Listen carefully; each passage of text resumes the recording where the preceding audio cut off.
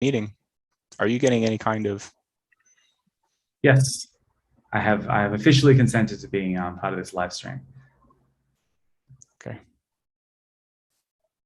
Let me bring up the modeling. Oh.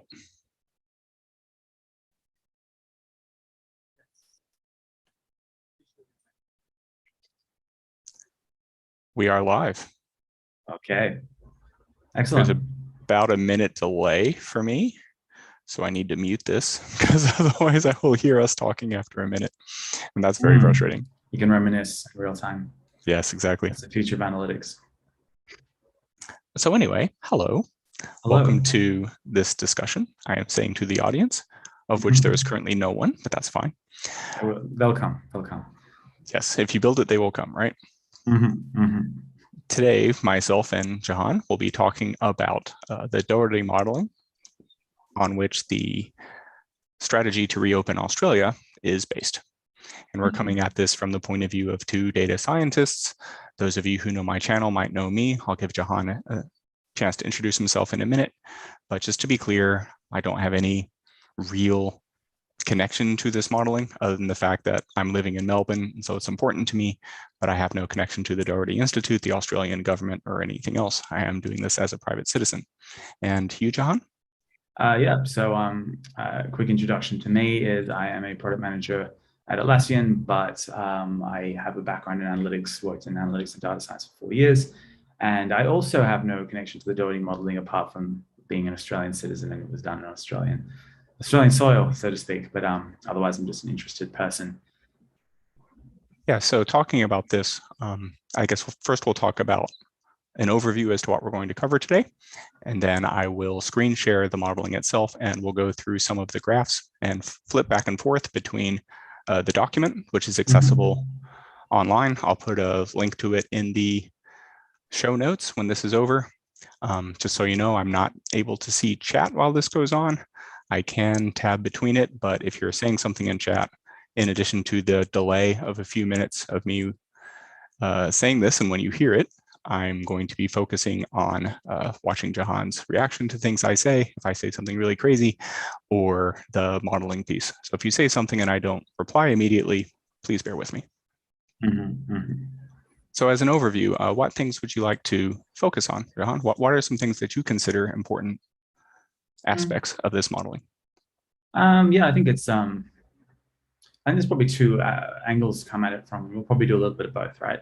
I think on the one hand, there's the discussion around how you interpret models and how you use models to make decisions, and part of that dovetails into then how do you trust models, how do you validate them, and how do you make sure that you interpret them with the intent upon which they were built. So you consider the assumptions and the limitations of the model, because obviously no model is perfect, but some might be useful. To quote that over-quoted phrase. The other one then is from the perspective of just modeling and data science more broadly, and just looking at the data science industry and our experiences working in analytics, and how we might see some things that are similar here and some things that are different. So yeah, it's always interesting to relate it back to that. Yeah, and it's kind of hard to try to do this as a distant citizen with neutral opinions, having been in lockdown here in Melbourne for over 200 days now. It's a bit personal, if you will. And while professionally, I don't want to get too emotionally involved, I have Jehan here in part so that if I start to wander off, for him to pull me back and to watch things. So I'm going to quickly share my screen to bring up the modeling itself, or the document.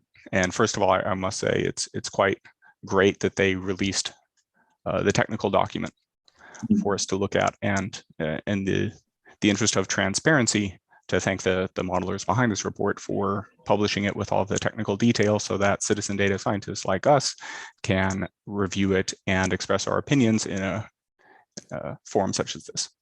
And I think where I'd like to start, Jehan, if you have any thoughts, is if you are given a technical document such as this, as a product manager, for instance, how do you view this, and how do you talk about presenting it to perhaps less technically sophisticated, shall we say, stakeholders And are there any guidelines or points of advice you would have for other data professionals upon looking at something which has tremendous detail like this does, but to try to narrow it down to be as simple as possible, but no simpler?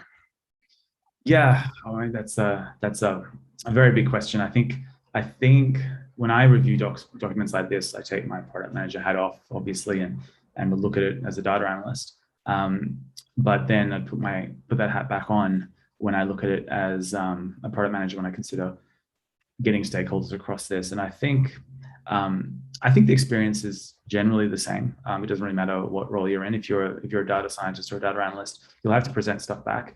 And the challenge we typically have is you have normal teams. They'll spend months working on something, and part of that work is figuring out a way to coherently tell that story to people so that they understand what they need to do next, and understand the case you're making.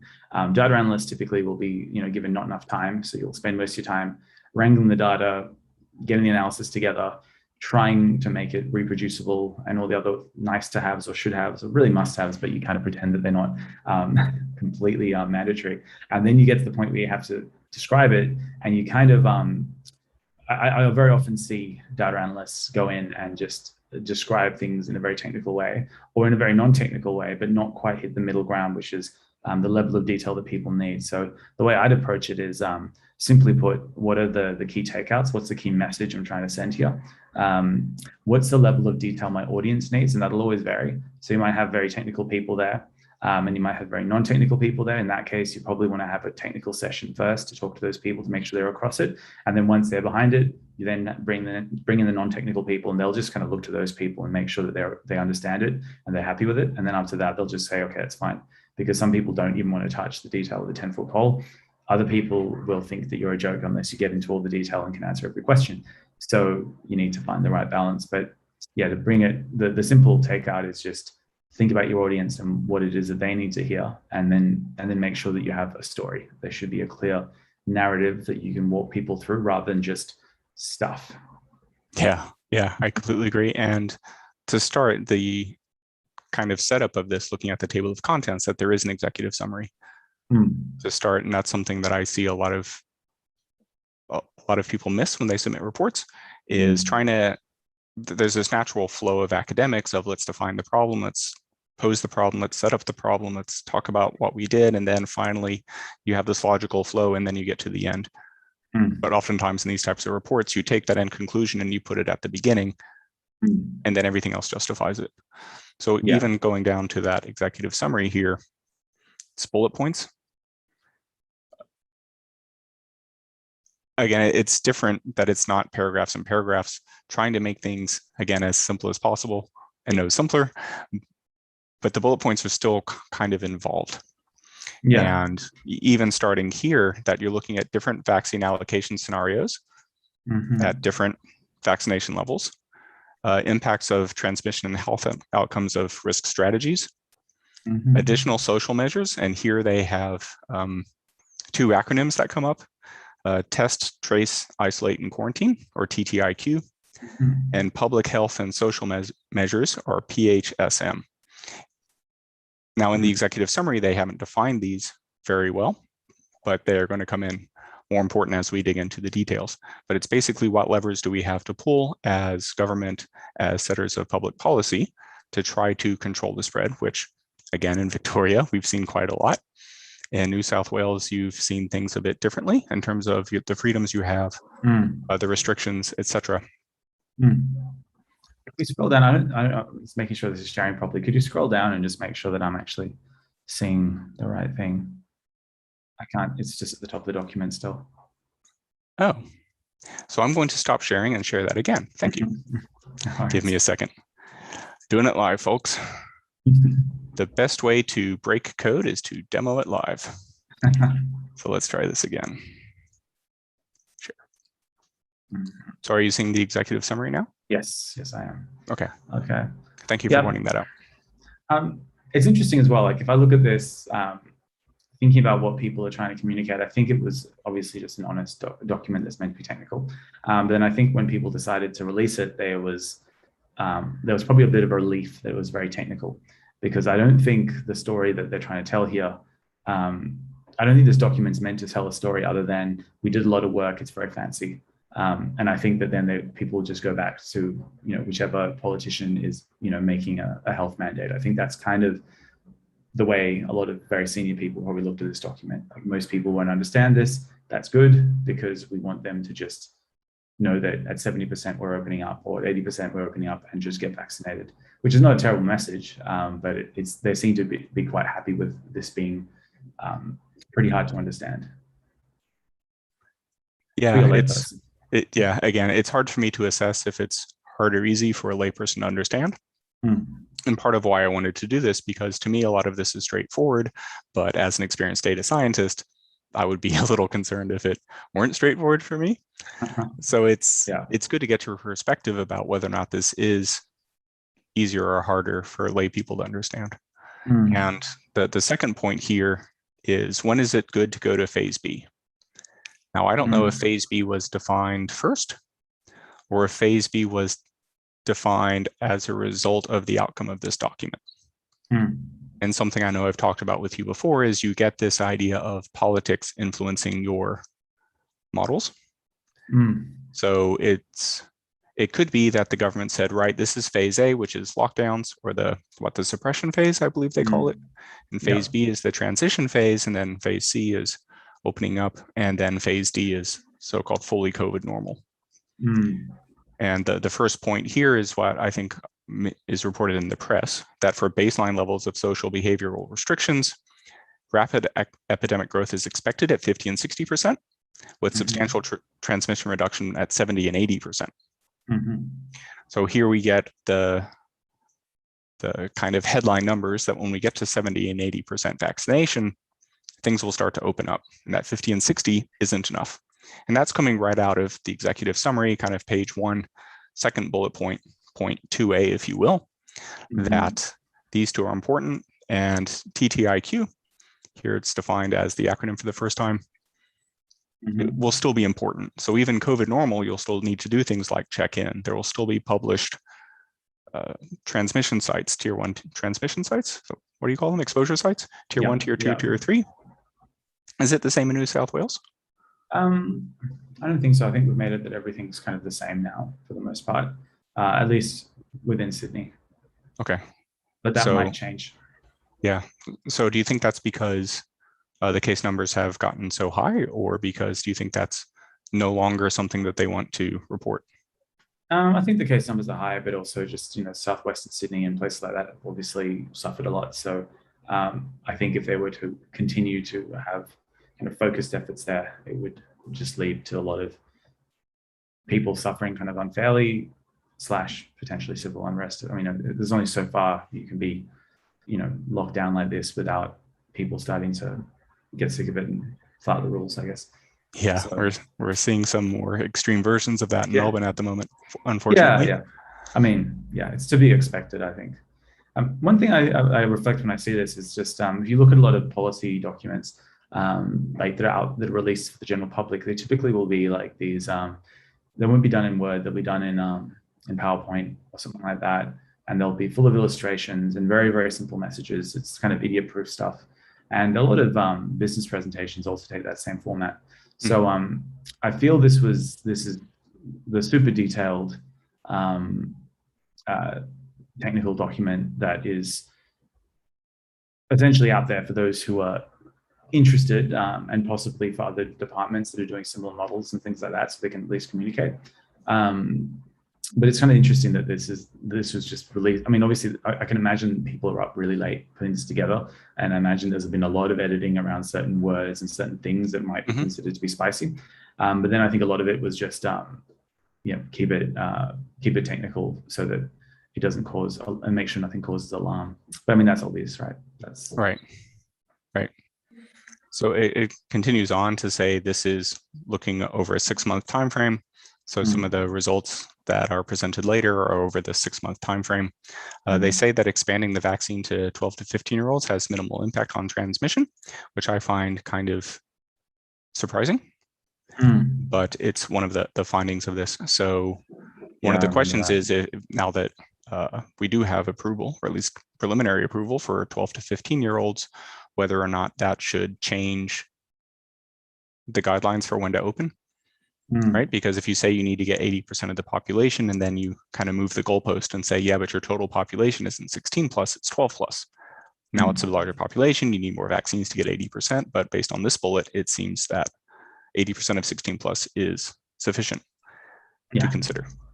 Yeah, I mean, I think that the 12 to 15-year-olds was just something that's been added, but it's completely at people's discretion and not part of it won't impact rollout as far as we know.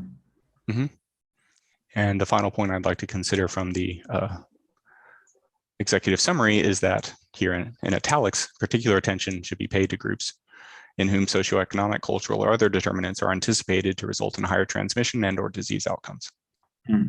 So socioeconomic, poorer groups, people with less frequent access to healthcare, medical care. Cultural, for me, Thanksgiving's coming up, American Thanksgiving's coming up in a couple months. My Canadian friends will have it sooner if we all get together for a big American party. I don't know if that's exactly the cultural means they're looking at, but it's one that I can talk about without appropriating or otherwise talking about. Was there anything else from the executive summary you wanted to touch on?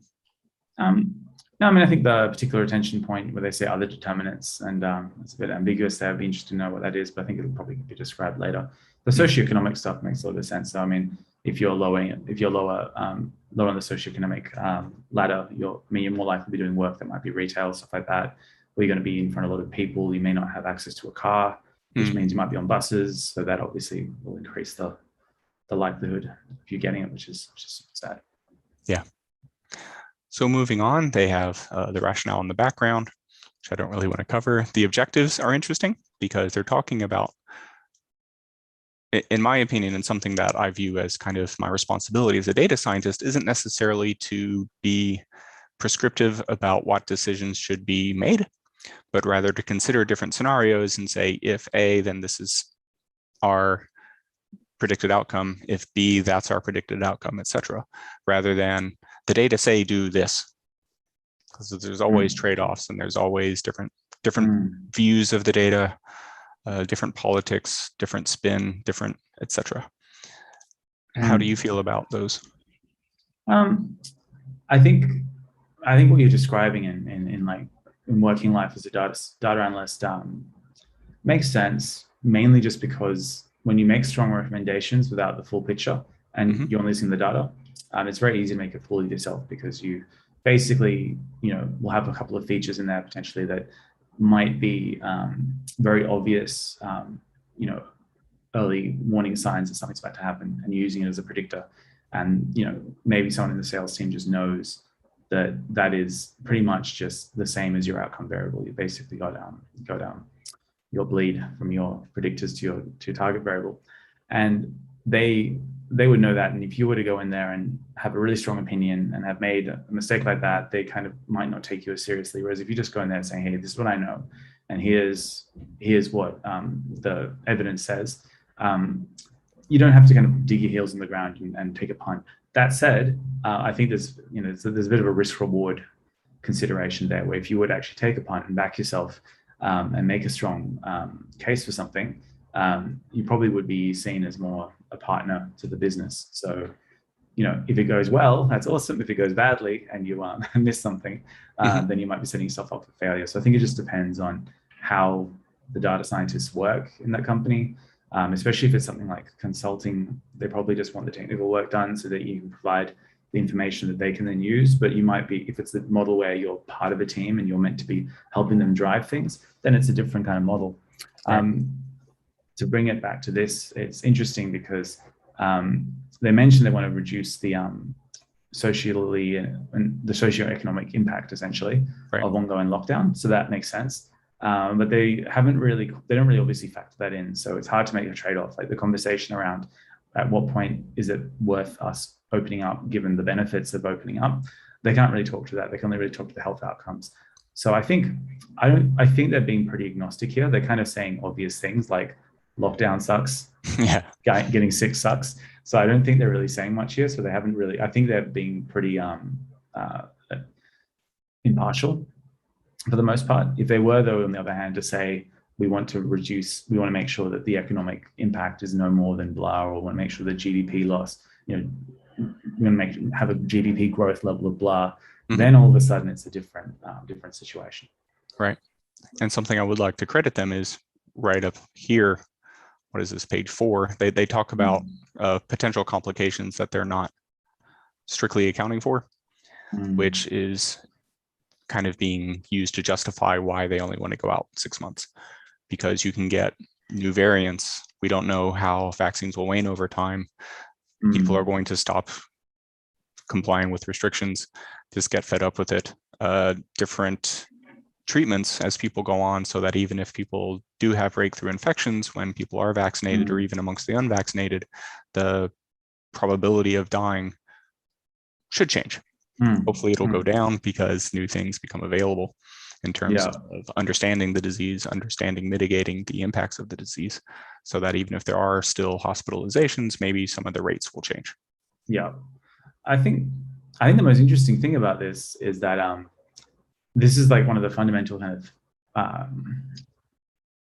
components of modeling, or one of the fundamental kind of things to consider when you look at a model. There's two sides. There's the stochastic variables that are probabilistic, which means that there's going to be a confidence interval. So things could be as good as this or as bad as that. And the good situation might be great and the bad situation might be terrible, in which case your model is kind of just saying that it doesn't quite know, and that's okay. That is what the evidence says. And the other is it all hinges on various assumptions, or it cannot account for these different things, which means that you might be going somewhere between okay to very good, in which case you say, oh, that's awesome. But if these are things that you disagree with, then you've got a problem. So I think where the conversation isn't going publicly is around all this stuff, which is, here are the things that could go wrong. Here's the probabilistic nature of this models. And instead it's we're trying to focus on, at 70% we can open up. We have to live with COVID, and there's not really much talk about what that could look like, and how bad it could go, and how well it could go as well, and what the trade-offs are. The good news is that's coming. As we go down through here, I'm going to skip. The idea here is, what threshold should they use, and then again, what strategy should they use in terms of vaccinating the old people first, 40 plus first, or as they go. They give different impacts to the parameters, but I just want to move down to TTIQ, PHSM, and then we get our first graph, our first kind of table. Oh, I did want to jump in and just quickly clarify. I think this document outlines the uncertainty and stuff and all that stuff really well, but I think it's a case of if you read Lord of the Rings and you have 5 pages to write the whole plot, you only get so much out. And if you then have 10 words, you'll only get so much out. And if you then only have 1 word, you'll get far less out. So I think that's kind of how we've kind of stripped this off its essence in many ways once it gets to like a press conference. Yeah. And so starting with our first kind of visualization instead of words, is we have this table looking at the transmission potential, which is, I guess, sort of like R effective.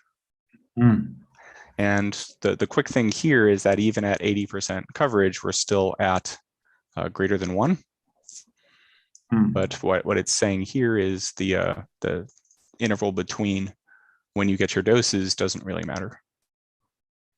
Which is kind of good, because if you say, right, we need to get to 80%, well, if you're at 80% first dose today and you needed to wait 12 weeks, well, it's 12 weeks until you can get to 80% second dose.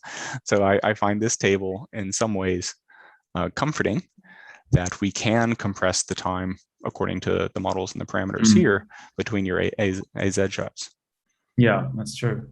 Just to clarify what this means, this table, because it's looking at the Delta variant transmission potential.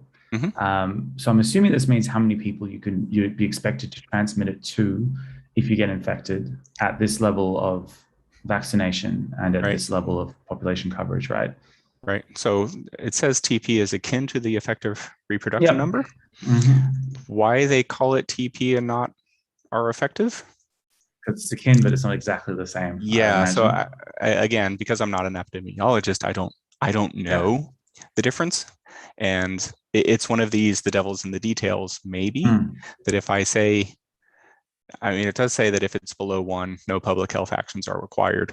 And if it's above 1, you need to do something. Yeah. But if I say TP is RF, there might be some epidemiologists rolling their eyes and saying, close enough. But again, as a lay person or a data person, not a medical person, this sentence here kind of says, close enough. Yeah. And it's one of these questions as an expert talking to a layperson or as a layperson, at what point do you say, well, if you say close enough, I understand there's some caveats there, but I'm just going to run with it. Yeah. And then if I'm running with it and I get to a point where the distinction matters, then I need someone to say, actually, that's not the case. And it's interesting they decided not to use that that term, because if you think about it, it kind of just shows you whom they're trying to whom they're targeting for. So they're providing a little bit of information to let people know that this largely means the same thing, but they're not using the same word. They're not just calling it R effective and having maybe a little asterisk to say it's not quite the same thing. And that's an interesting decision, because it's kind of it happens in analytics as well, where people will we'll say, well, technically it's not quite exactly that, so therefore you can't say that. And sometimes you think, like, for example, an example that comes to mind is, if you got a reasonable sample size, your confidence interval and your Bayesian credible interval will be pretty damn similar. If I were doing a study with a very large sample size and use Bayesian credible intervals, I'd consider, at least when I'm doing a non-technical document, just calling it the confidence interval or something like that, just simplifying it so that I don't have to add another concept that people have to think about. Right. Probably not in the technical document though, and that's obviously what this is. And here we have one of the first examples is this is the first table. This is by the oldest first strategy. And then we have a next table, which is basically the same thing, but with the 40 plus strategy. And then the same table again with all adults. So oldest first, 40 plus, all adults in 3 separate tables. And this is one of the kind of constraints I see with the fact that this is paper or printable. It's not paper because it's on my screen, obviously, but yeah, it's static.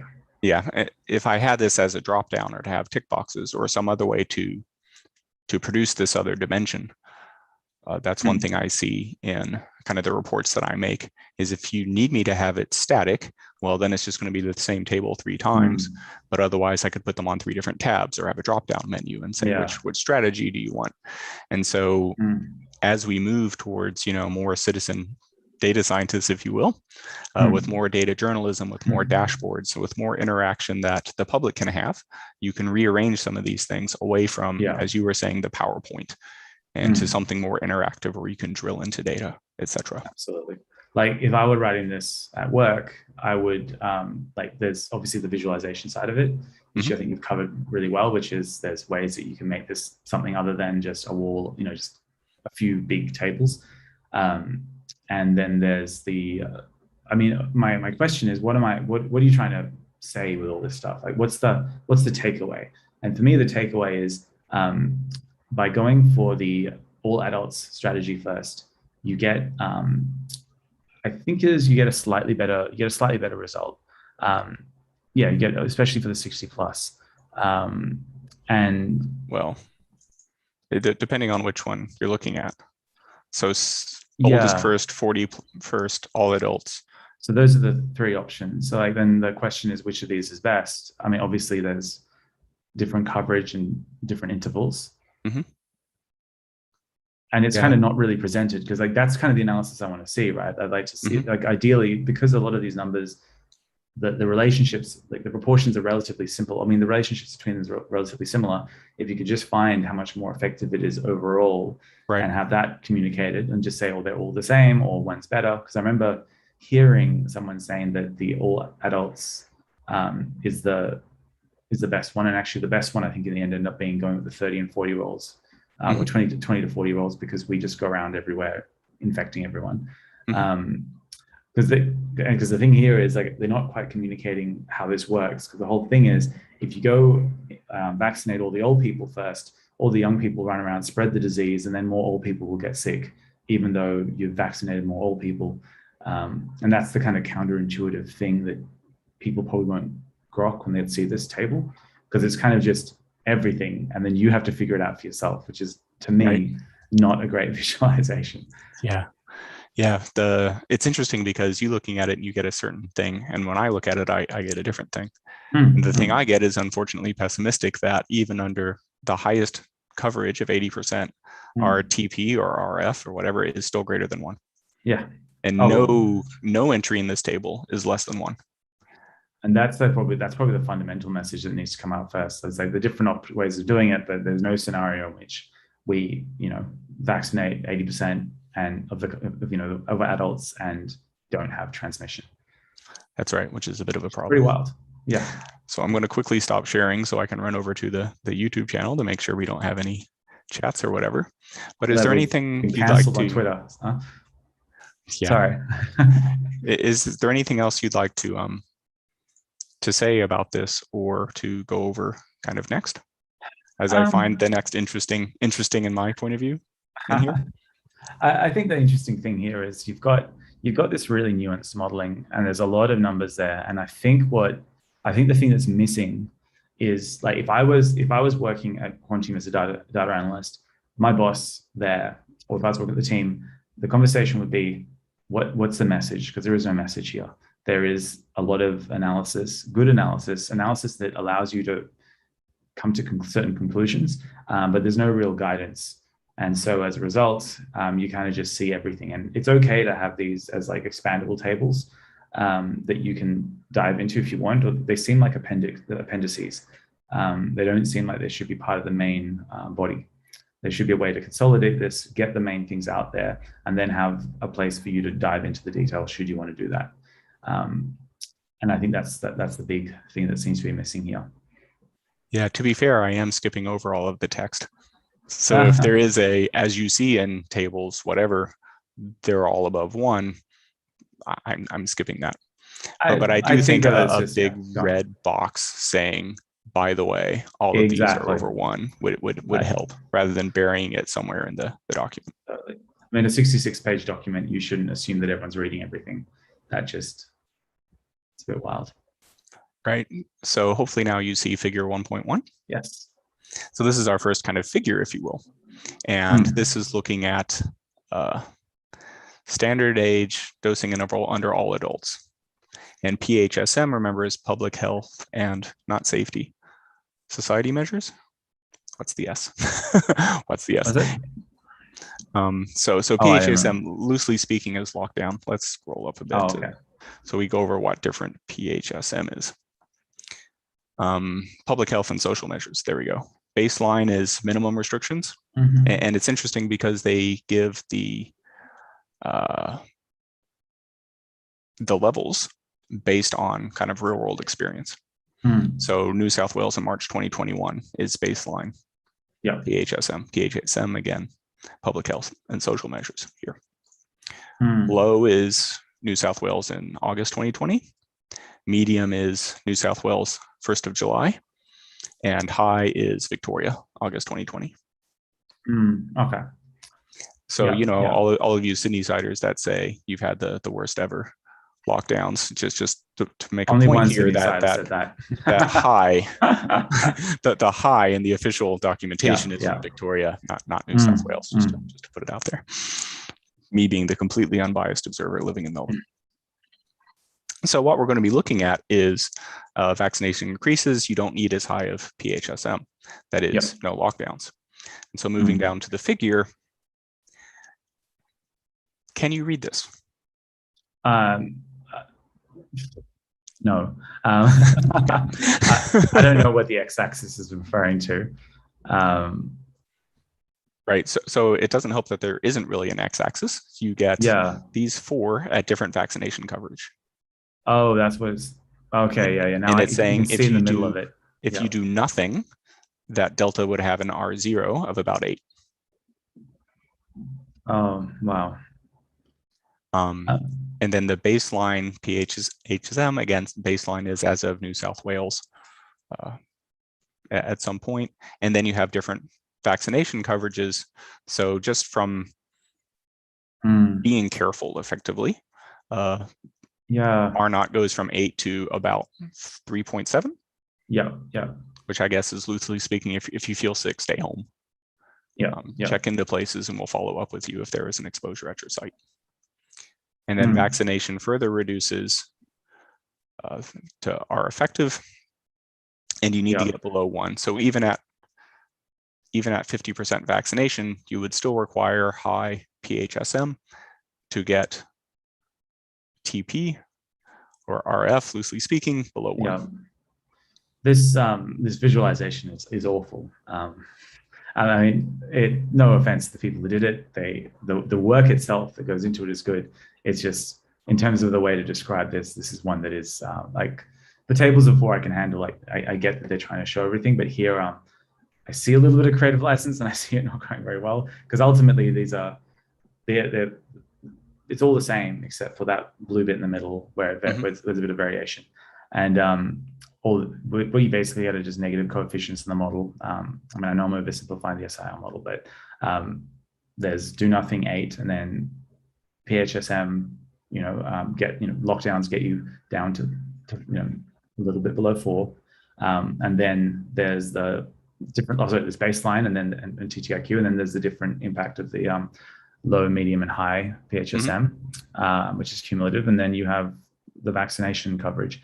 And I think there's probably a way to tell this story that probably splits it up, because if I look at this, it seems like the first thing they're trying to say is, here's the baseline, here's do nothing, here's baseline PHSM and partial TTIQ. And then afterwards, there's kind of a choose your own adventure of like, at what point would you want to open them? Because at 50%, it goes down to here, 60% goes down to here, et cetera. And then on top of that, above and beyond, here's what happens with low, medium, and high PHSM. So yeah, it seems like they're trying to tell too much in one place. Yeah, it's interesting because after I looked at this for a few minutes, I understand it. And certainly if I were presenting this slide to someone, which, hypothetically, as I'm live on YouTube discussing this, I can explain this with words exactly as you did. Yeah. So while I might not have presented it this way, I can talk to this picture, and I can't think of a better way to do it without animating the different pieces on top of each other. To say we start here at 3.6, well, Delta itself has 8, we're assuming. If people stay home when they're sick and we check into places and follow up, that brings it down to 3.7 or whatever this is. And then vaccination adds some amount, but what I think their takeaway here is you need to get your RF or TP below 1. And even with high PHSM at 50%, that you need to lock down again to get below 1. Whereas at 80%, you still need low, but that's not the same as Victorian lockdown. That's just New South Wales level of lockdown, not Victorian. I think the problem here is just trying to say too much at once. I think that's a thing that a lot of analysts do, where you figure out you got like 4 dimensions in your data. So you use your x-axis, your y-axis, color, and density, and other things to try and show as much as you can. But ultimately, you're trying to make separate points. So I think there's an element where they need to just kind of decide what it is that you need to say and what it is that you don't. And then focus on telling those really, really simply and concisely through multiple visualizations. Like, this looks like a waterfall chart. Like, it looks like it wants to be a waterfall chart. I'd probably have part of this expressed as a waterfall chart, and then maybe part of it as a separate chart, because there'd be one chart to explain the cumulative effect of the reduction in the transmission potential. Right. And there's another which says well, okay, if we do all these things together, we've shown you the different permutations, where do you land? And then and you kind of want to, if you break it up, you could say a lot more. I think the challenge here is just trying to bite off more than you can chew in one graph. Yeah. But again, the kind of takeaway I have for data scientists, if you're talking to this graph, the takeaway here is 50% you still need lockdowns, 80% you should still need some light things, but not the heavy amounts of lockdown. And then the next is the same thing, but with optimal TTIQ. And you get to a very similar message. Even at 80%, you still need some low level lockdown. Not lockdown, but PHSM measures. Yeah, I still find though there's like at this point I'd almost want to make the I'd almost want to remove the fill, like the color fill from this, because ultimately they're just saying like we've modified now only one thing from the thing above, and the only thing you're really interested in is probably, I mean, maybe the green you want to see because that you might vary. The y-axis, the x-axis should just be different vaccination levels, and then you could just say, yeah, all of these talk about optimal TTIQ.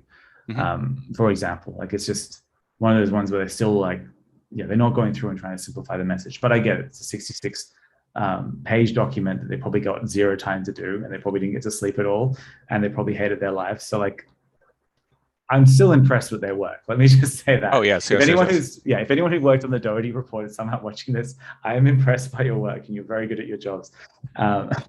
Just so you know. Yeah, I would have liked, in addition to this report, and maybe it's out there somewhere on the internet and I just haven't found it, but to have one of the modelers get up and give the technical presentation. Because they're providing us with this technical report, I'd like to understand not just what they got, but why they got it and how they got it in a professional manner. The problem is if they put something like that on the internet, yes, you'd have me trying to sit down and from an academic, logical, data-driven point of view to understand what they did as respectfully. There would be people who trolled. And I'm sure there are people out there who poo-poo this report who may or may not know what they're talking about. I won't be too worried about trolls though, because if they presented a fairly technical explanation of everything, designed for technical audiences, in which case, you know, they wouldn't have to go for the super simple dumbed down version. They could keep all the detail in there. I'd still have some feedback on what could be in the appendix and what could be in the main part body, but that aside, I don't think the trolling would really matter, because it's kind of like if you're presenting a talk on calculus and someone's like, what's a fraction? Like, it's kind of like, no, like, yeah, who really cares at that point? It'll be, it's more when they simplify the message, that then you'll get kind of people coming out who are maybe anti-vaxxers and saying that this is all made up, this is all bullshit. The technical thing they just avoid, like the plague, because that probably would put them to sleep or freak them out. Yeah, and from a data science perspective, the other thing I've seen is, well, that's based on your model, but if we used my fancy XGBoost neural network, deep learning, blah, blah, blah, blah, I could get you something more accurate than this. When I don't know if this is accurate. Going back to what you said, maybe it's wrong, but is it useful for that kind of cliche? I get the sense that like, and here's a question: is this data science? Because I mean, it is and it isn't. It is, but it's such a separate application. There's such a different approach. Like they don't use like kind of macro level forecasting or anything like that. As far as I know, these are individual level models where they essentially, simulate population level behaviors. Like they simulate everyone doing, going about their day mathematically at least, and look at contagiousness and look at people getting sick and then infecting people that, within close proximity. And they do that thousands and thousands of times and then figure out what the expected values are, right? It's like probably closer to a stochastic modeling than kind of machine learning. Would you say that's accurate? I'm not an expert here, so I might be getting it wrong. Yeah, I don't know, but I do think there's a difference between the shall we say causal modeling, as you were saying, that I have these agents moving around and maybe they bump into each other, and given they bump into each other, what's the probability that it transmits? Given that it transmits, what's the probability that et cetera, versus, well, I just have all these patterns, I'm going to match it. Yes. The problem with I have the patterns, let's match it, is because if you do get changes in PHSM, if you do get changes in TTIQ, right, we don't have data in Australia, but it looks like when 80% of your population is covered. So if I'm going to build a model to predict that, I'm predicting outside of my data. Maybe I don't want to do that. So this kind of causal agent-based model is better, in my opinion. I would agree as well. I think this is the best way to do this, which is why probably a lot of the citizen data scientists out there with a data science background aren't really having a stab at this. And to maybe reiterate your point for the benefit of the audience, what you're describing there is with data science, typically you'll get, say, ideally thousands or millions of records of people engaging in various behaviors, going through all the permutations that are likely to occur. And, there are edge cases where it's hard to find, people that do a bunch of weird things, all at the same time. Let's just say we're talking about credit, like, risk for like credit cards. Like, you're worried about people defaulting on their credit cards or defaulting on loan. You might find it hard to find people who live in this really, really obscure suburb, who are super rich, who are, super, it's hard to find all the anomalies to understand exactly how to fit that part of the model. But for most people, it works fine. And that's essentially what that model is interested in. There'll be exceptions and edge cases, and you can probably apply some business rules where it kind of breaks down. But that's all it's meant to do. What we got here, on the other hand, is we've got all these different countries around the world experiencing COVID in very different ways, in very unique circumstances. And so as a result, we don't really have the pattern of what growth looks like in all these different circumstances. So the data, it looks like a data-rich environment, but it's not really, as far as the problem is concerned. Yep. So I've skipped ahead now that I've stopped sharing, and here we have some of our first kind of predictions, and as you say, some of the stochastic level. Yeah. And as a data scientist looking at this, I kind of understand what the shading means. This is for the all adult strategy. If I scroll up a bit, right? I'd have to read all of this to see if the shading is explained. But looking at it, I know what it means. And so in your, have you presented graphs like this to lay people? Do people generally understand this? I mean, when you say graphs like this, I assume you're talking about graphs with some kind of confidence interval or some kind of uncertainty in it. And yes, I have. But typically, I've found that in business, people hate uncertainty. They inherently hate statistics because it quantifies uncertainty. When people kind of have this idea that statistics remove uncertainty. They kind of get it completely backwards. Right.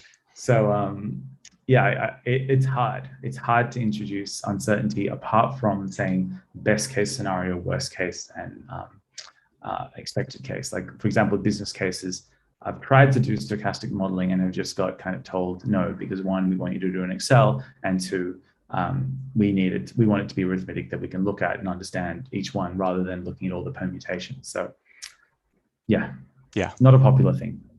Yeah, so here we have, again, for all adults, new infections, 50, 60, 70, 80%. Note the y-axes are different.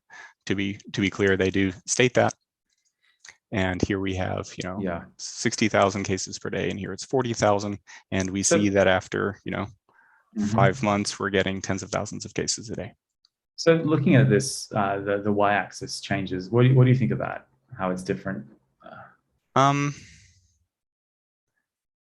Like, they're all high enough that I don't think it matters in practice, because you're talking about tens of thousands. And when we have 2,000 cases per day, people are panicking. It is also nice that they assume that vaccination continues. 60, 70, 80 is indicated when it happens. So in that sense, I don't see it being that bad. But whether or not this is good as 4 different graphs, again, there's different sets of these different graphs for the different strategies. Whether or not that's too much, or but again, looking at it from a pure kind of advisory role, I don't think it's my job to say, okay, based on the information I've seen, all adults is best, and so I'm going to throw out the other strategies and only talk about all adults. I think it's good to discuss all this stuff. I think it's more from a purely from a data visualization thing. I always try to avoid changing the scale of an axis unless I'm only talking to the shape and don't care about the difference in the size of the effect, just because it throws people off. I look at it now. I think it took me a second. Like, the first time I looked at this, it took me a little while to notice it because I didn't read the note different y-axes at the top. And it feels like it all should just be one plot, and they could just have differences in color to say 50, 60, 70, and 80%. And then they wouldn't obviously be able to have the lines to say when they get to 80%. I'd still be okay with that. They could just have that as a caption underneath saying this still assumes that eventually you get up to 80% in all circumstances, blah, blah, blah. Yeah. Because of the lack of lines at the 80%, I assume that it doesn't continue because there's no 90% line, there's no 99% line, etc. So it's possible that this is unimportant in a sense, because my inference here is that this assumes that all vaccines stop when you hit 80%. Because what I get from this is that that's not enough in terms of controlling the cases, which is again consistent with R is greater than 1 or TP is greater than 1. So when you say it doesn't matter, like, are you saying that if they got to 90, it wouldn't be beneficial, or you're simply saying that in all cases, like the key message here is every single one of them leads to an explosion in cases? That's my interpretation. Again, is 80% is not enough in the sense that even at 80%, after, it's just a question of time. But after 4, 5, 6 months, you're at tens of thousands of cases per day. From my recollection of this, I do remember there was very, very big differences in fatalities. I'm going down to that. It's just kind of like, it's one of those ones where with the message and the sequencing of things, they kind of cover all the detail, but once again, it's like that thing of, well, what's the message? And for a technical document, it's not a criticism. So for anyone who contributed to this report, it's not saying the report sucks. It's just more, if the purpose is to inform the public, or the purpose is to like let your average person know essentially what the data, what these different circumstances could look like and what we expect, there's probably a more concise way to deliver the key insights. Because there's no real, like, would you agree with me when I say that there's not that many insights in this report? There's more analysis, and insights would be, something being called out. So this would lead to this difference in outcomes. Like, they typically will show it in the numbers or in the graph, but they won't call it out and say, hey, look at that thing there. That's kind of the answer you're looking for, and now you know something. Yeah, again, I view this as being more descriptive than prescriptive. It's more if this, then that, if this, then that. We were asked to evaluate 4 different types of vaccine thresholds and different levels of PHSM, different levels of TTIQ, different strategies for who we vaccinate. And here's what we get. I'd still challenge that though, in that I'm seeing them being descriptive. You still can be descriptive and present insights. You're not saying we should do this. You could just simply be saying, the gains, if the only thing you're thinking about is the health impact, here's the difference in effectiveness between these two approaches. And they're not really ever synthesized as again, if I were presenting this, I'd have an asterisk, I'd have a highlight box on PowerPoint. I'd have, arrows animating. In print, it's a little harder.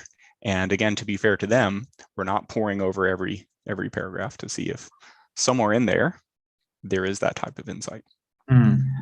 So here's ICU beds. The next one is kind of deaths. And this is important because here we have a limit. Capacity, so that we can see at 50% oldest first, we exceed capacity, equals bad.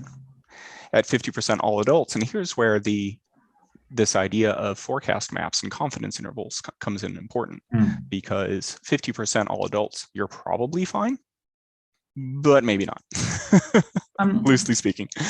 Although, like, I'd still say you're probably, I mean, even if you surpass that if you surpass it by a small amount, at that point, some people will be in trouble. But I'd say, like, collectively we're in trouble once you like greatly exceed it and you have thousands of people unable to get beds. Whereas if you have like 50 people who can't get an ICU bed, that's terrible, but it's not the same level of terrible as, half the people can't get a bed in hospital kind of thing. So I'd still look at that bottom one and saying, yes, there's a possibility that ICU beds fill up, but from a practical perspective, it may not be like it doesn't look like, I'm not seeing any sign here that it's the end of the world. Yeah, and then for 70%, and here it's also different because we had been seeing 50, 60, 70, 80, oldest first, 60 plus all adults, and here it's 2 different vaccines, 50, 70, and 2 different strategies, not 3. But again, the takeaway I get here is that 70%, you don't have to worry about hitting your ICU capacity, at least for COVID patients. If you have other ICU demands, I don't know where those fit in here. Yeah, that's true. And that's a very good point, actually, because I've heard reports of, ambulances taking hours to arrive now, given all the, COVID related issues. So it's interesting that at least apparently, as far as I can see, wasn't considered here. It's fair enough. It's hard. I mean, that would make the problem way more difficult to deal with. But the total cost of COVID is like a huge problem to look at analytically. So I understand not wanting to tackle it. Yeah. Or not being able to. Right. And then again, the next we have daily deaths. Note the y-axis differ. And the y-axis differ again, but I wouldn't call it differ greatly because it goes from 150 to 80. Again, 50, 70 all adults and oldest first. So we're not yet talking about daily deaths at the 80% all adults, which is loosely what we're targeting. That's true. But would you not say, and I'm always coming back to these little things because I'm just really into good data visualization and good data storytelling. And that's kind of my kind of thing. And that's like the thing I'm most interested in data science. I'm less into like perfectly optimizing model. So that's like full disclosure. But I look at this and I'm like, your average person that doesn't know how to read a graph will look at this and say, oh, well, isn't the only difference that if you wait till 50% or 70%, you just put it off because it's exactly the same. And yeah, like, to your point, they're not off by orders of magnitude. It's not like you got 1,000 in the top left and 50 on the bottom right, but it still is. It still is like, it still is looking like about half 6 months from now. So I can kind of see it. Some people might get very confused by that is all. Well, even looking at the 50%, the shape is roughly the same, and it looks like the all adults is slightly fatter until you take into account the different y-axes. That you're talking peaks of around 150 deaths in oldest first, but only about 100 in all adults. And that difference is greater than the spread or the confidence intervals. But the other thing too that we haven't discussed yet, but I want to discuss later, is all this is assuming certain parameters. And the stochastic nature is it's random, but random given those parameters. And there's always the question of, well, what if you've got the parameters wrong? In addition to, well, after 6 months, you may get different variants. You might get vaccine loss of effectiveness. And how long does that take? And some of the other things that they mentioned earlier, there's the statistical variation because you're running a stochastic model. But then there's also the unknown unknowns, if you will. That say I have a certain transition probability. Well, and they reference that. They state very clearly what their sources are. But it could be wrong. Or it could be, it's an estimate of one of your parameters. Varying around that parameter, of course, you're going to get different graphs. So I agree with you in theory that you should have the same y-axis on all of them. But in practice, because it's a factor of 2, I don't know if I should be reading this down to the individual death per day, or if I should be reading this to order of magnitudes of death. Yeah, that's a fair point. Because it's kind of like, because there's 2 points here. One is the number of total deaths expected, and the other is the onset when it actually happens. And that's those are the 2 main kind of variables here. Once again, I think there should be just one graph with different colors. I won't labor that point, but I think it's just like there is. I think a lot of people will be asking questions of like, what is the difference? Like, how many people die? And for some people, 10 people dying or even 1 person dying is too many, because the idea of like being okay with death is hard. The idea is it should be something that you try to prevent at all costs, and then you see what happens.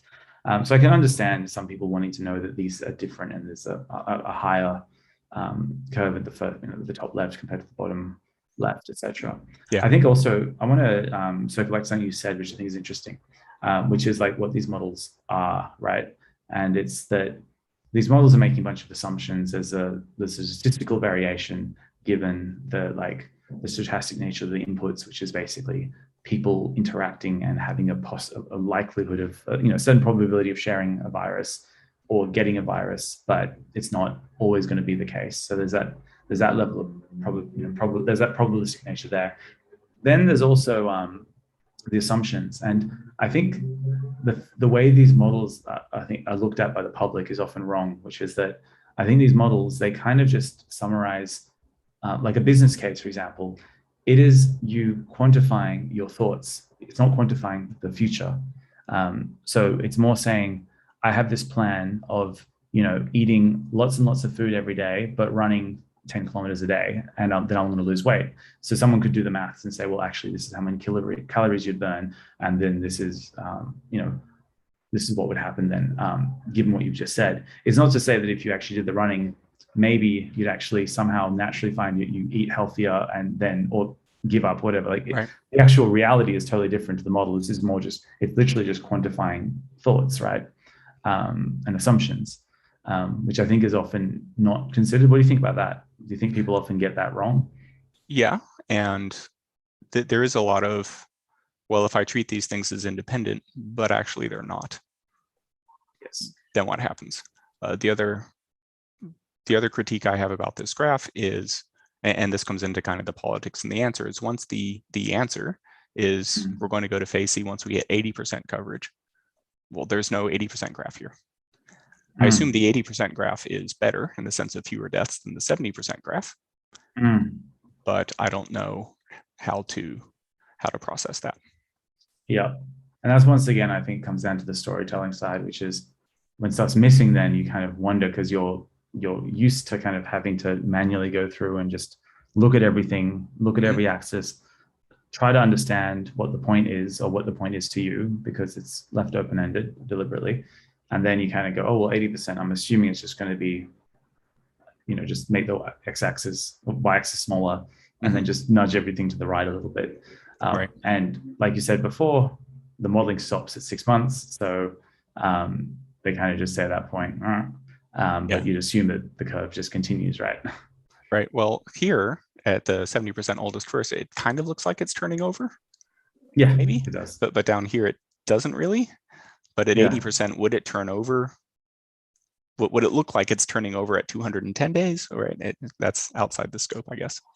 I mean, that's actually an interesting point, because I'm pretty sure like there probably are some very general basic assumptions you can, or inferences you can get from the actual modeling they did, which is like one, like all of these ones, there's never one where it just grows forever and then everyone in Australia gets COVID 50 times. Like, eventually there's herd immunity, or eventually there's blah, blah, blah. So I think that's what that curve is always going to have, that shape. But maybe it would be a good point to see, like, is that the case? Is it that there's always going to be a curve that has this shape, but it could be a smaller curve, and it could be the onset could be delayed, or it could happen earlier. So next we have kind of putting it all together, if you will, the different types of outcomes at different vaccination levels. And that's where we get the 80%. Again, oldest first, baseline restrictions, partial TTIQ, we're still looking at 1,700 deaths. And if we go to not oldest first, but we go to some of the other strategies, all adults, we're looking at just under 1,000 deaths. So I assume there's a curve behind this, and something I tell people when you're building a model, and especially when you don't have data, and so it's an agent-based model like this, is you should get that prediction, and then you should get your measurements and see how they track. So that you have now predictions of, at 80% coverage, we expect this many cases per day. Well, you're going to start seeing cases when you open up, and how well is it tracking relative to your prediction? Absolutely. And something here is, for all adults at 80%, you expect 980 deaths. They then break it down into vaccinated and unvaccinated. And if we go down to 80%, we see 306 and 673, which when you add together, you get 979, not 980, but I'm not going to fiddle over a death. But and this is one of those, like you were saying, that some people say one death isn't enough. I've had stakeholders that are like, hang on, you're saying 979 here and 980 there. What happened? Like, don't. Although I once got ridiculed in a slide I made for a business case where I had numbers that were they weren't too precise because the numbers were just point estimates, obviously. Right. But like here, I'd apply the same thing. Like it seems ridiculous to say, oh, we expect to have symptomatic infections of 334,247. Like, Yeah. I think the lack of rounding here is a really bad message because it implies that there's a certain level of accuracy there, even though I know what they mean. Like this is just exactly where this is where it landed. But I think it's one of those things where your layperson will look at this and then be like, oh, this looks like kind of magic. And they'll kind of say like, and when someone looks at this and then they see, oh, we didn't get 673 deaths, we got like 480. This was way off because it was wrong. Yeah. Whereas if you say like, if you give if you included the confidence interval, they've included the uncertainty, it probably would work a lot better. Right. So that, having said that, if I go down to the next one, which is looking at it not just vaccinated and unvaccinated, but across different years, and I go to the all adult strategy, well, here we have 580 deaths unvaccinated, but I thought we had 306 vaccinated. And so this is kind of the follow-up to my point, is at some point you say, now one death, it doesn't matter, but when you're getting off by 20-30%, yeah, what's happened? Is this some kind of weighted average? Is it a different model? Is it different assumptions? Have I missed something in terms of the assumptions in this table or the assumptions in the other table? Because 979 on 980, sure, I'm not worried about it. But 300 vaccinated deaths versus 400, 500 vaccinated deaths now. Hang on, what's different? Yeah, I mean, I do find that a bit odd. I'm assuming there's some kind of, I mean, it makes me wonder as well, because we were talking about this before. There's a really, really nicely maintained model, which is done correctly with zero tech debt that can just be run and the results are saved and it's completely reproducible. Right. And then there's a hacky nightmare in Excel. And when you have a hacky nightmare in Excel, you can't get things to sum because things are all in separate places. So you might have one spreadsheet or one tab in a spreadsheet that does this analysis and then another tab that does another analysis, and you haven't quite synced them up perfectly. But neither is like particularly right or wrong. They're both kind of ballpark the same, but ballpark, not exactly. And I wouldn't be surprised if that was the case with this because, I mean, unless epidemiologists are just excellent programmers, but often you're getting people with more epidemiology backgrounds, statistics backgrounds. They're not necessarily computer scientists. I say this with a grain of salt. I might be getting it wrong, but I could see this being a thing where there's a team working with different Excel spreadsheets, and there's not necessarily the best governance with how you manage it. So I'm not surprised. It doesn't concern me personally, but I can see that being a pickup that could shoot them in the foot. Yeah, and this is going back to do the different y-axes bother me? Well, it's still the same order of magnitude. You're still talking hundreds of deaths. Yeah. And saying 306 vaccinated deaths to your earlier point, well, I don't think, if it's 307, I'm going to call this a failure, right? Yeah. We're still talking hundreds. Whether it is 300 or 500 may be a big percentage difference, but at a macro policy level, which is kind of what this is designed to inform, who cares? Not who cares, absolutely. Because obviously if that extra 100 is me, I care a great deal, but here we are. Did you have anything else about kind of, again, this table? This table, I wrote some code to read it in, and the fact that these numbers are across two rows, the fact that the column headings are two columns with a, there's some general data input things that when I try to scrape this is painful. And I'm kind of just, can you give me an API where I can grab the results at a granular level and see if I can reconcile these, please? But I don't think that's their main. No. But even focus. Just from a readability perspective, the same thing applies. And I think that should be something that they're very keen on because, I mean, this is something that people should be able to process, unless, of course, it's a purely technical document for the purpose of validating this, which, that document is a very different beast. There seems to be somewhere in the middle, which is where I'm probably a bit more critical of this than you are. I probably do have to wrap up soon. Okay.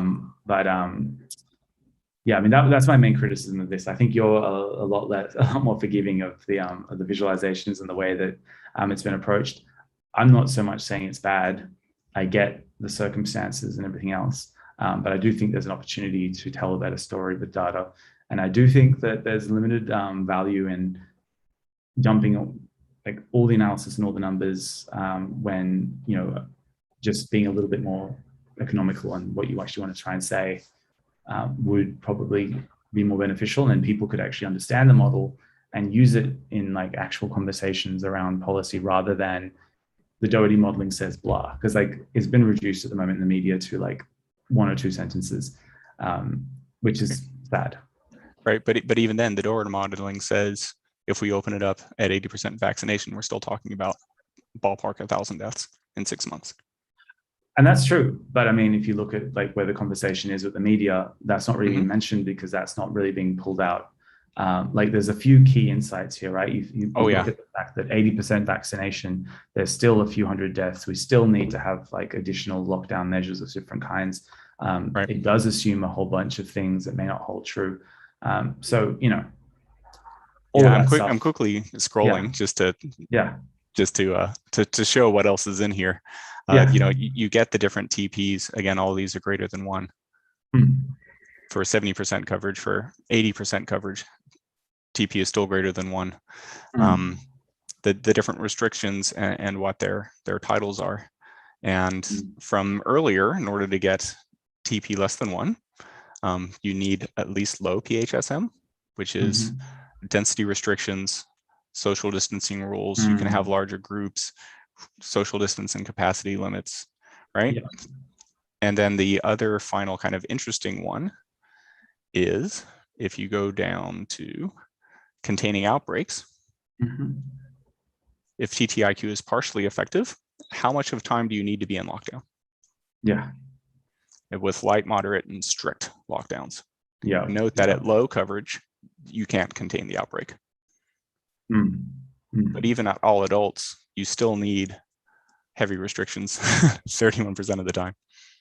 So if we were to make this like, you know, a few key talking points, like you've called out all these really amazing things. And I think like if this was to be like just a 1-pager, like a press release, if the press release was something like, so the news here is Delta is highly virulent. There'd be an effective number of about 8 if we do nothing.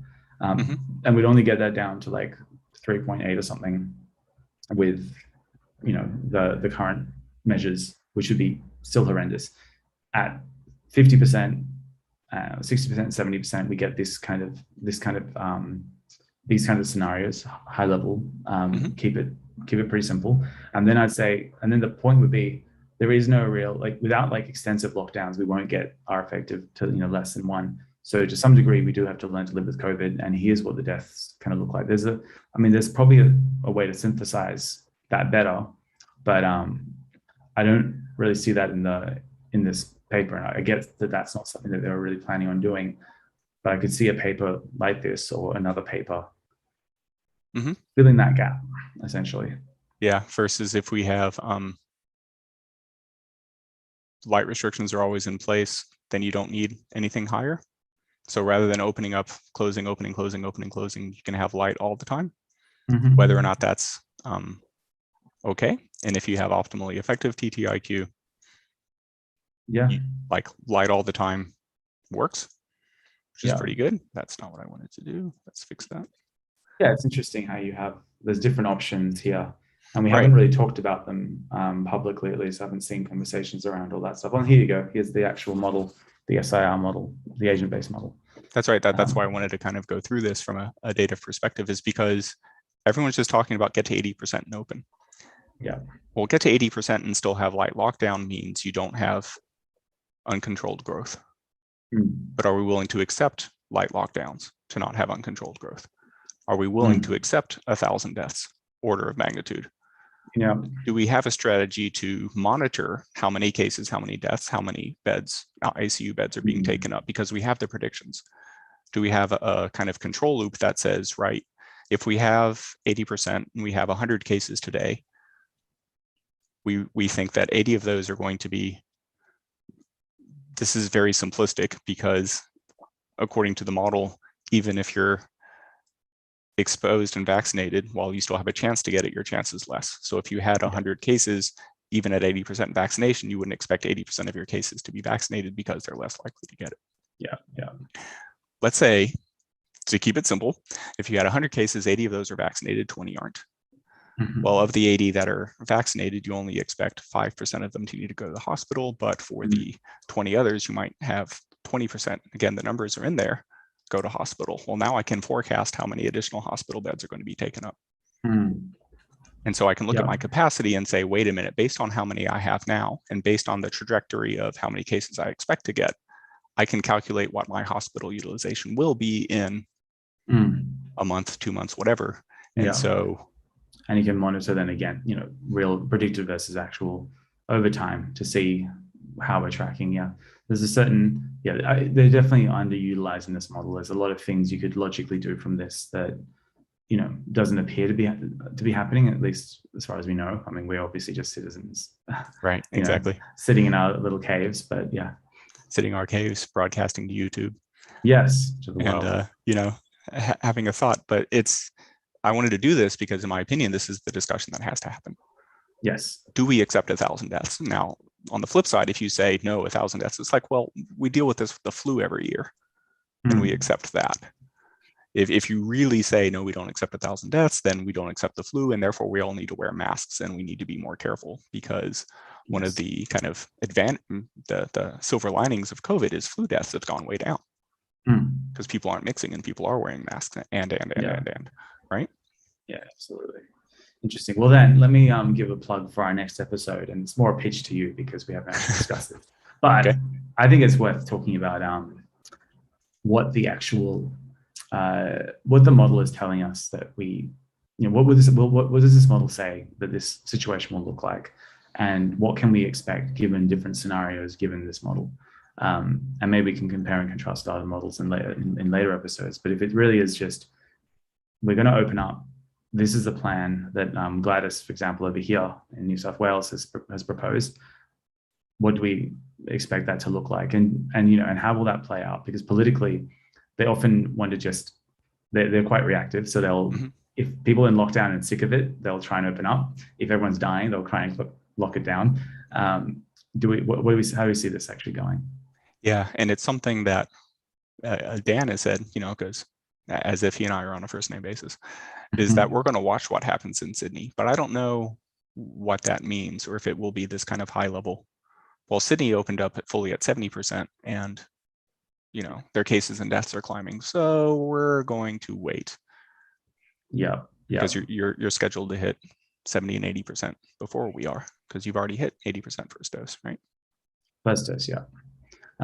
That's true. Like, I think it'll be I get that. It sounds very qualitative. It doesn't sound like they're going to be looking at predicted versus actual and anything like that, which is a pity, because that would be the better way to do it. Right. So to kind of follow up with you, that's what I'd like to talk about, is how to set up predicted versus actual. Yeah. How to set up these types of control loops, not just for COVID modeling, but to talk about in general in a business when you're publishing a model. When you're making predictions, how do you set up predicted versus actual? How do you set up different controls? And how do you try to do some of these forecasts that says, right, I know how many cases we have. I know how many are vaccinated or unvaccinated, or what their age distribution or age distribution cross vaccination status. And so that's enough information for me to predict. Yeah. Versus quick and dirty single number. If you assume you have 100, if your vaccination rate is 80%, you have 100 cases. The quick approximation I did was say, well, let's assume 80%. Well, that's not right. At what point do you say, well, hang on, I'm not matching reality. Why do I need to change? Yeah. Kind of where I'd like to go next. Yeah, I think that's worthwhile. Let's do it. All right. I'm going to stop streaming. All right, like and subscribe. I guess someone Like has and to say subscribe, yeah. And we'll be doing this, I guess, Friday evenings going forward, it. maybe. Possibly Friday evenings, maybe. That's probably when I'm most wrecked. Today was a day off, but sometime around the weekend. I Sometime don't want to around go the in there weekend. brain dead. Yeah, I don't want to Right. go in there Yeah. brain dead and commit to Friday nights and you get a blob. Yeah. Yeah. Yeah. But yeah, we'll be doing this again. So